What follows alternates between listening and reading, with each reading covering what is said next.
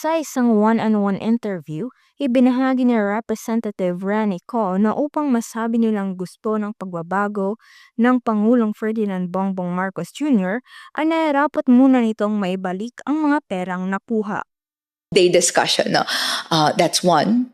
And number two, kailangan ng fast pace yung pagpapangalan, pagkakaso, pagkukulong sa lahat ng mga kurakot at lahat ng sangkot sa paggamit ng sa sariling interes pera ng taong bayan. Because the Independent Commission on Infrastructure, syempre we want yung thorough na investigation. Pero what do we see na parang flaws with the executive order? One, no, yung contempt powers, it's not there because it's an executive order. And ikalawa, if it will take time, no, huhupa yung issue na to. And actually, different members of the Philippine government are not shy to say gusto nilang humupa yung issue na to. Gusto nilang Dagdag pa niya na kailangan na itong matugunan upang mawala na ang paghihirap na nararanasan ng mamamayang Pilipino.